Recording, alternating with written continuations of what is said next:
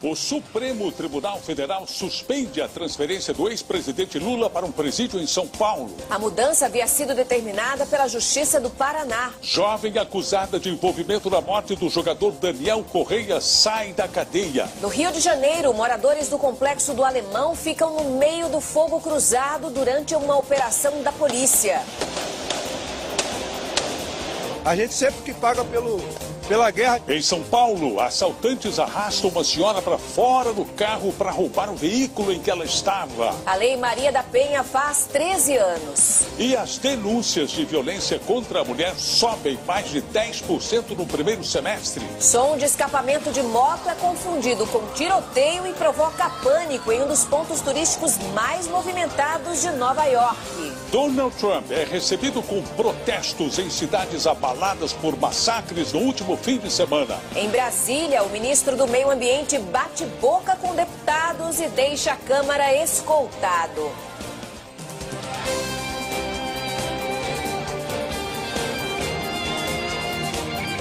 Está no ar o SBT Brasil, com Carlos Nascimento e Raquel Sherazade. Boa noite. Boa noite. Moradores do Complexo do Alemão, que fica na zona norte do Rio de Janeiro, ficaram no meio do fogo cruzado durante uma operação da polícia. Essa ação aconteceu depois que um policial foi baleado em um ataque de criminosos a uma unidade de polícia pacificadora. Proibiu o uso pelos policiais civis de coletes à prova de bala com prazo de validade vencido. 5.000 investigadores têm apenas 1.000 equipamentos disponíveis para trabalhar nas ruas. Uma operação. Veja a seguir. Conversas atribuídas a Deltan Dallagnol indicam que o procurador orientou um partido político a mover ação contra o ministro Gilmar Mendes. Quadrilha roubo equivalente a 10 bilhões de reais da Casa da Moeda do México. A gente volta já já.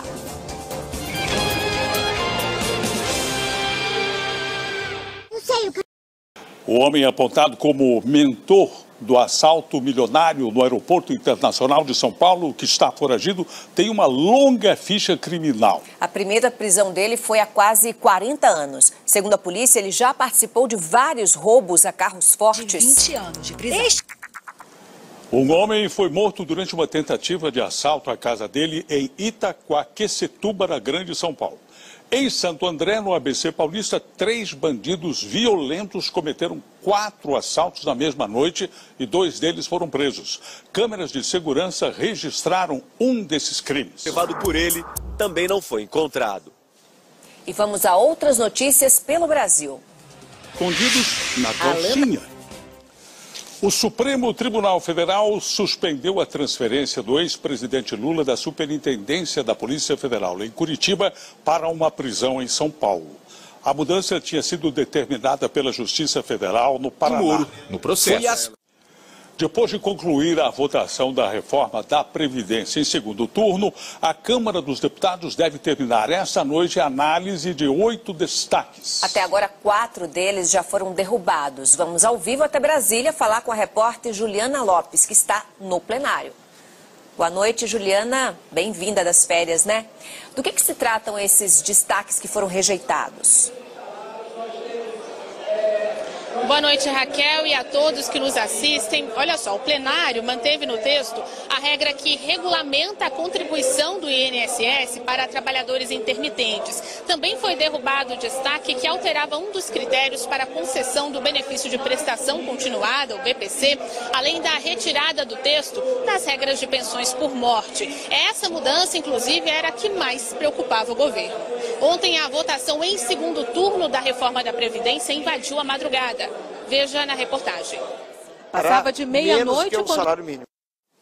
O presidente Jair Bolsonaro defendeu hoje o cancelamento de contratos firmados entre a Petrobras e o escritório de advocacia do presidente da OAB, Felipe Santa Cruz. Acho que não.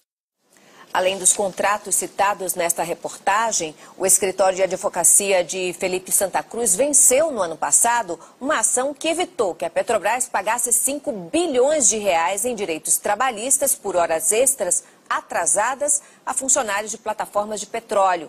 Dessa decisão, ainda cabe recurso. Donald Trump visitou hoje as duas cidades atingidas pelos massacres que deixaram 31 mortos no último fim de semana nos Estados Unidos. O presidente americano foi recebido com protestos. O ministro do Meio Ambiente, Ricardo Salles, participou hoje de audiências na Câmara e no Senado. O ministro criticou o Fundo Internacional para a Preservação da Amazônia e bateu boca com deputados. São informações que já foi anunciada no novo sistema.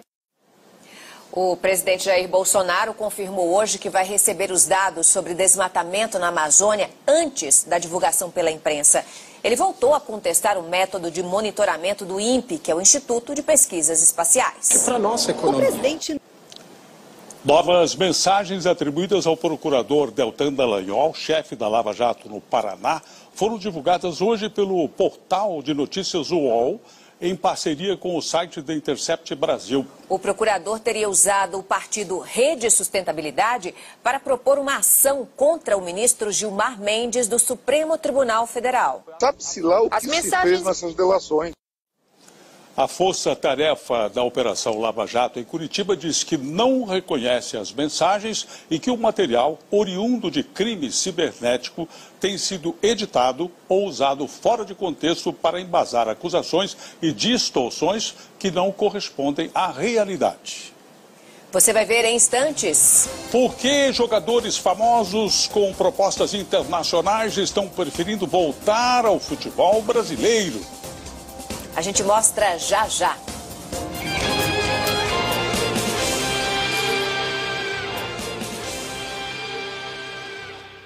A Lei Maria da Penha completa hoje 13 anos e, apesar dos avanços conquistados, o número de casos de violência contra a mulher ainda assusta. Somente no primeiro semestre deste ano, as denúncias na Central de Atendimento à Mulher aumentaram mais de 10%.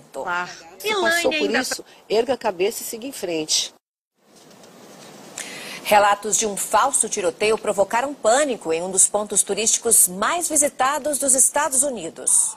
Os turistas O Paquistão expulsou o embaixador da Índia e suspendeu o comércio com o país vizinho em resposta à retirada da autonomia da Caxemira. Eles nunca foram muito amigos. Também estariam. E agora o futebol. Diante de 45 mil pessoas no estádio do Morumbi, o São Paulo apresentou o lateral Daniel Alves. A volta do jogador de 36 anos ao Brasil é mais um exemplo de uma tendência que ficou evidente nesses últimos meses. Boa noite, Brasil. Tchau.